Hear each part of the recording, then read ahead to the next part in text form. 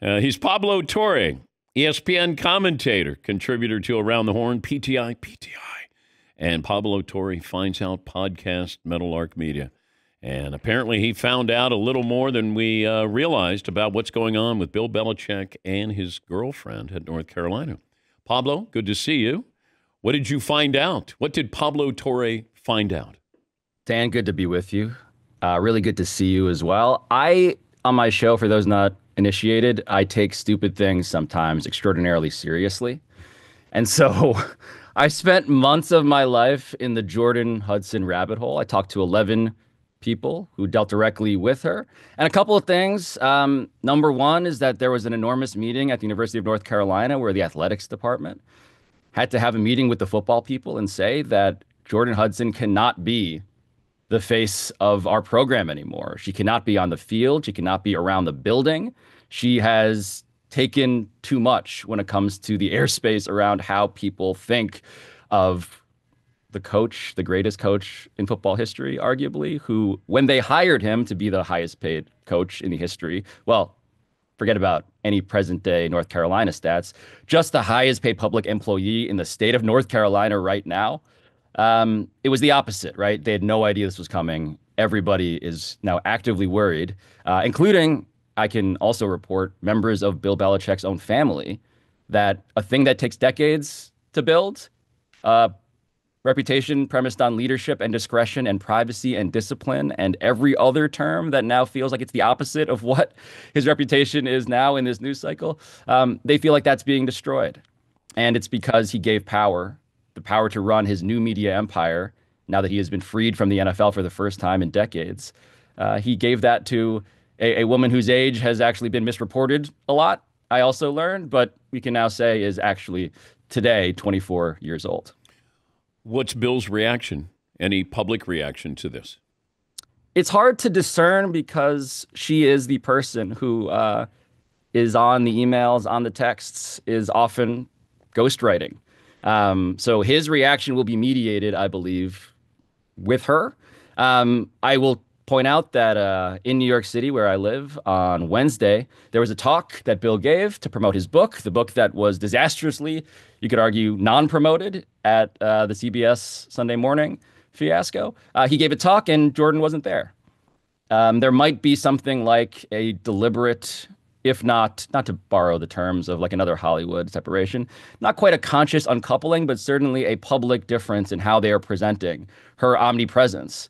And yeah, what I can tell you is that family members of Bill see this as something that is, they have been investigating her too for a very long time. If the CBS interview doesn't play out like it did, do you think there's any change within North Carolina with her role with Bill? The fascinating thing about Belichick is that he has this inner circle, people who have insulated him as best they can from all of these concerns, right? And so I'm going to say, spoiler alert, answer to your question is no. And the reason is because he is a football creature with a bunch of, frankly, yes men around him. Matt Patricia, Josh McDaniels, that's how they were described to me, not my editorial judgment. And the CBS thing seeped, has some septic, but also seeping vibes to it.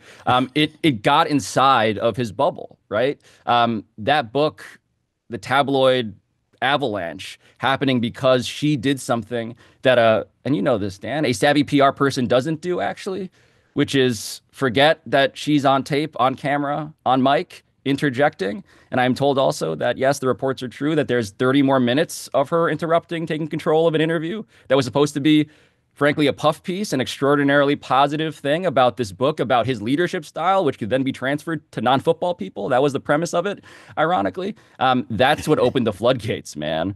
And at that point, it became, how do we deal with this? And at that point, lots of people realized now is our moment to say what we've been seeing behind the scenes, which is one of the crazier sagas, man. I haven't even got into some of the other stuff here.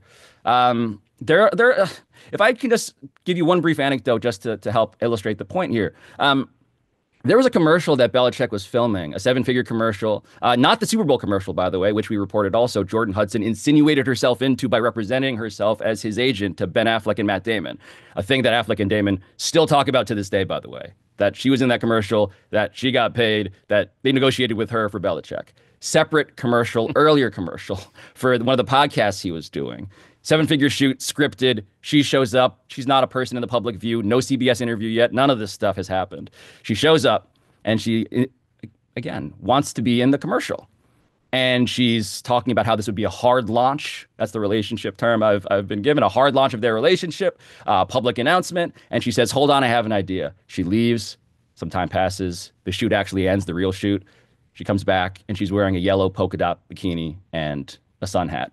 And she wants to film a scene where she is by the pool with Bill, trying to get his attention. All of this, again, very on the nose, the meta and the real. But that happens, and everybody there is like, what do we do with this? Like, this is, Bill Belichick is not betraying any emotional change. He's just going along with all of this because that's him, they're realizing. And they decide we need to do the thing where we tell her we're shooting a scene.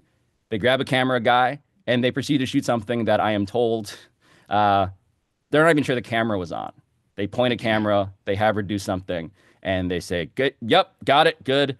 And that's just what it's been like. That was at the beginning of her taking control of the media empire. Everything from there is sort of flowing kind of logically once you hear about that. And I said this after the CBS interview. If Bill has any hopes of getting back into the NFL, this really hurts you because you're giving control to Bill, but are you giving control to Bill and there's no way an NFL team is going to go, you know, I think Bill, now's the time to bring him in. But in the final 30 seconds, what do you think is next in this story? I think you're going to see people push back on the reporting out of North Carolina that I've said, which is that there was a power struggle in which the adults had to intervene.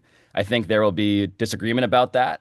And I think that what is happening to my phone will continue to happen, which is that it will continue to melt. I signed up for this. I get it. Aggregation interviews like this are all great. I hope people listen to the episode, but I can tell you that everybody who's dealt with Jordan Hudson, and one person said, quote, she is the worst person I've ever dealt with on earth, and I have dealt with actual sociopaths. I'm not saying that is everybody. I'm just saying this story, Dan, is extreme, and there's a lot, including injectable erectile dysfunction drugs, as just a brief tease for what else we had to find out. Nice tease there. Great to talk to you. Thank you, Pablo. As I always dreamed, Dan. As I always dreamed. Of course.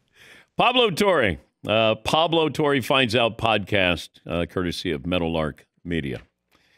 Oh, my goodness. There's a lot going on. A lot going on.